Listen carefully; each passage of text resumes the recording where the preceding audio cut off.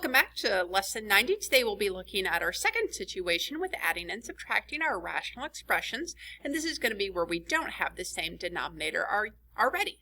In yesterday's lesson, we saw that when they had the same denominator, we could go ahead and put them together by combining their numerators, and then we were able to simplify our fraction.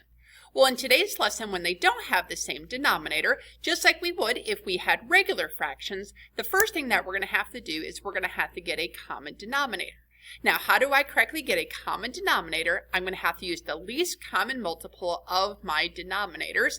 And remember what that is. You're going to pick everything that you see, and you're going to pick it the most times you ever see it. And I'll explain that as we're working through our different examples here this morning. Just to review, how do I correctly add and subtract fractions that don't have the same denominator if I was just looking at numbers? If I gave you the question, 1 over 2 plus 3 over 5. Currently, I cannot add those together because they do not have the same denominator. Please do not tell me that correct answer is 4 over 7. I cannot add those together because the denominators do not match. So I'm going to look at what I have, which is a 2 and a 5. So what do 2 and 5 have in common? Their common denominator would be a 10. Well, in the first fraction, if I start off with a 2 and I want to turn it into a 10, well, what happened? I had to multiply by 5. Well, I can't just multiply the denominator by something. I have to do the same thing to the numerator. So 1 times 5 gave me 5, and there's my new first fraction, 5 over 10. Doing the same process with our second fraction. The current denominator was 5. Well, I want it to be the number 10. So what times 5 gives us a 10? That was a 2. If I multiply the denominator by 2, then I'm going to do the same thing to the numerator, so 3 times 2 gives us 6. Now that they have the same denominator, we can combine those fractions together, and our final answer is going to be 11 over 10. Now, yes, I could write that as a mixed number, 1 and 1 over 10, but I'm perfectly fine with that improper fraction of 11 over 10. There is nothing that 11 and 10 have in common, so I wouldn't be able to simplify my fraction at all, and I'd be ready to move on to the next question. So let's see, how does this work when it comes to our rational problems today, where it has the variable in our denominator? Our first question that we're going to be adding and subtracting, just like our first question from yesterday, there's no plus or minus signs that I already have in the denominators or in the numerators. So we'll see how that affects the simplifying on the last step of our question. I have 1 over 5x to the third plus 4x over 10x. Currently, I cannot add those together because they do not have the same denominator. So how do I pick the common denominator when it comes to this kind of question that has no plus or minus signs in the denominator? We're going to take a look at each piece individually. So let's start with our numbers 5 and 10. If the denominator just said 5 and 10, the common denominator would be the number 10. So that will be included in our common denominator. Now for the second part, for our variables. The first fraction has an x to the third, the second fraction has an x. Now the note I had up there says to use the least common multiple. Now when it came for the least common multiple, we picked everything that we saw the most times we ever saw it. Well, the first fraction has 3 letter x's, the second fraction just has 1. So which one had the most letter x's is the first one, so my common denominator is going to be a 10x to the third. So you can see I put that in both of our denominators. Now, how did I come up with the numerators that I have up here on the screen? Let me get my pen up so I can show you guys where I got that from. The first fraction had a 5, but I wanted 10. So what happens to a 5 to make it a 10? I had to multiply by 2. So that means in this numerator, I had to multiply that fraction by the number 2 in order to get to my correct common denominator. Well, 1 times 2, there's the 2 that I now have in the numerator of my first fraction. I had an x to the third, I want an x to the third, so nothing changed about the x, and I've made my correct common denominator. Let's go ahead and take a look at the second fraction. I had a 10 and I wanted 10, so nothing happened with the number part of our denominator. In the original fraction, I had 1 letter x, but I need a total of 3 letter x's. So how many extra x's do I need? Well, if I started with 1 and I want a total of 3, then I put 2 more x's into my fraction. Because I put those 2 x's in the denominator, then I want to put the 2 x's in the numerator as well, so I put an x squared in our numerator. Well, putting those pieces together, my 4 moved right down into the fraction because nothing happened with our numbers. I already had 1 x. I'm putting 2 more up there. Now I have a total of 3 that are in the numerator. At this point, now that I do have our common denominator, we can combine our two fractions together. The two pieces that we have in the numerator are not alike, so we can't add them together. So I just wrote them as 2 plus 4x to the third, and my denominator stayed the same, 10x to the third. At this point, we're ready to try to simplify. In order to simplify the fraction, again, because of that plus sign that we have in the numerator, I must factor first. So looking at 2 plus 4x to the third, well, 2 and 4 both have a common factor of 2 that I can pull out to the front. There is no common x because the first part does not have an x. So I yanked a 2 out to the front. 2 divided by 2 gave me 1. That's the first thing that's in my parenthesis. I dropped down the plus sign. 4 divided by 2 is 2. I didn't touch the letter, so now I have 2x to the third. The denominator has no plus or minus signs, so I can't factor it all in the denominator. Now that I've factored, I now can simplify the fraction. Notice I have a 2 on the top and a 10 on the bottom. Even though this 10 is next to the x to the third, that's perfectly fine. It's not part of any adding or subtracting, so I am allowed to reduce with that number 10 and also with the 2 that I have on the top. Well, 2 and 10 both divide by 2, so the 2 is able to cross off. By 2 is going to turn into the number 5. The top part of our fraction has a 1 plus 2x to the third.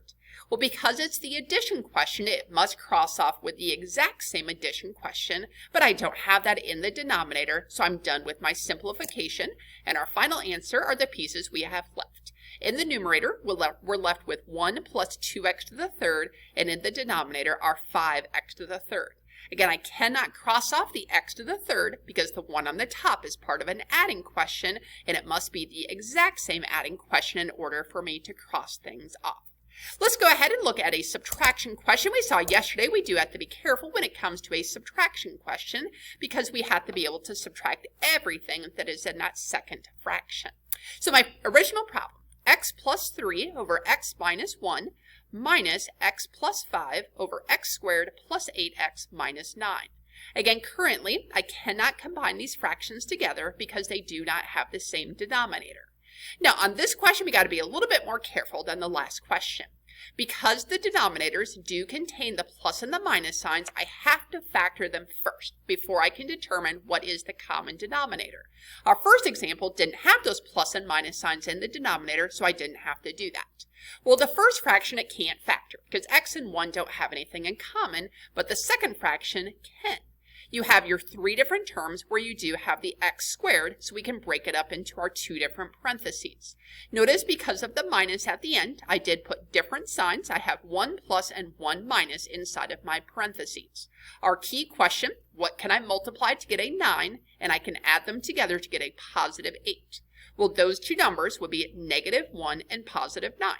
Negative 1 plus 9 does give me positive 8. And negative 1 times 9 is the negative 9 that we see at the end of the question. I put the x's into the first 2 blanks representing our x squared. Now that we've factored, we can go ahead and pick out the common denominator.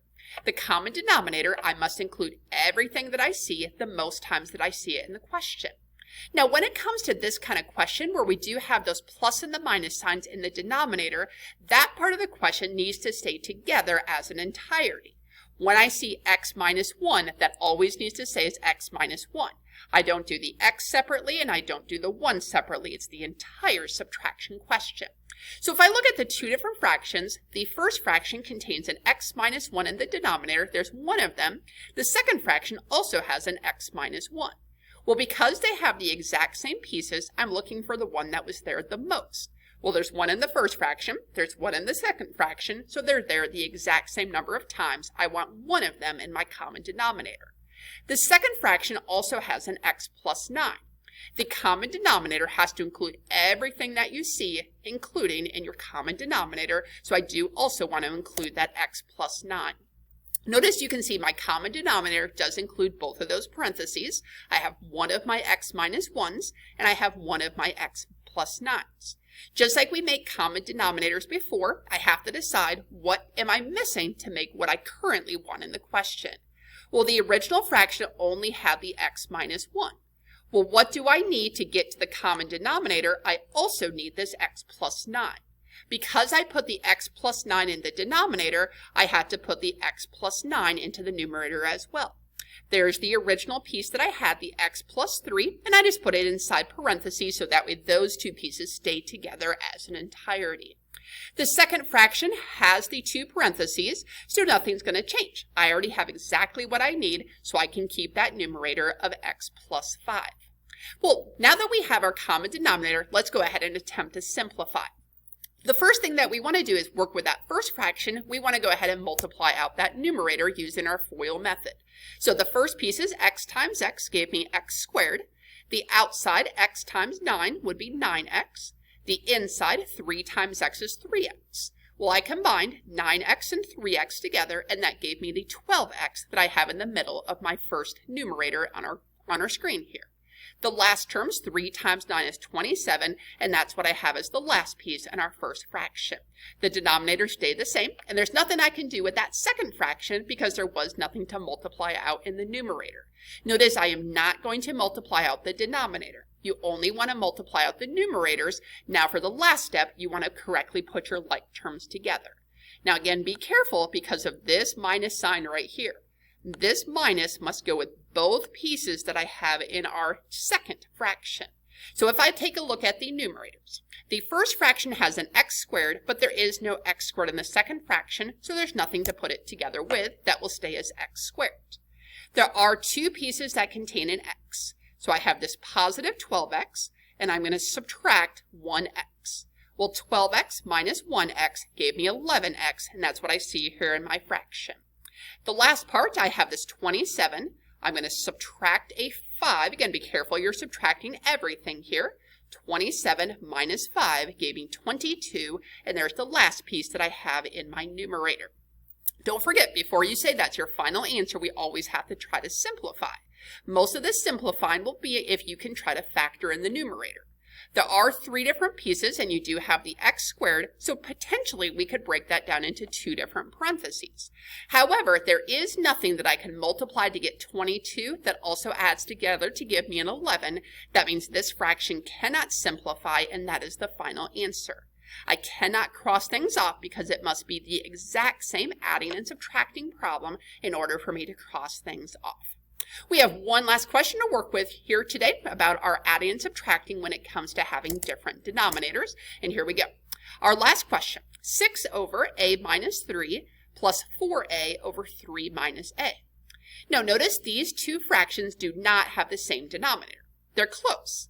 They both contain an a and a 3, but they're backwards. The first one says a minus 3, and the second one says 3 minus a. If you ever notice that is the case, you have the exact same denominators, but the terms are switched around. The same pieces, but they're in opposite positions. Here's what you want to do to help you fix that question. The first fraction is always going to stay the same. That one stayed at 6 over a minus 3. Now notice in the question, my plus sign has now become a minus sign in between our fractions. If the original question would have had a minus, you would then switch that to a plus in between your two fractions. Now, why I wanted to do that is because this is going to allow me to reverse the terms that I had in the denominator. This positive 3 that I originally had is now going to become a minus 3. It's changed the sign as well. This minus a that I had is going to switch the sign, and now it's a positive a. So by switching the sign in the middle from the positive to the minus, I'm able to switch these two signs that are in the denominator, only the denominator. Don't change the numerator at all. That's still a 4a. Well, at this point, they do have the same denominator, so I can put these fractions together. 6 and 4a are not like terms, so I can't subtract them. That would just be 6 minus 4a. Now that we've subtracted, we're going to see if we can simplify. The numerator is something that we can factor. There is a common factor of 2. So 6 divided by 2 gave me 3. 4 divided by 2 is 2, and I didn't do anything with the letter a. Now that I've simplified, I look at my fractions. Well, I don't have any of the pieces that are the same, so nothing's able to reduce in our question, and that would be our final answer. We'll give it your best shot when it comes to your homework. If you run into questions you're not quite sure what to do, just go ahead and contact me, and I'll be glad to help you work through these different problems.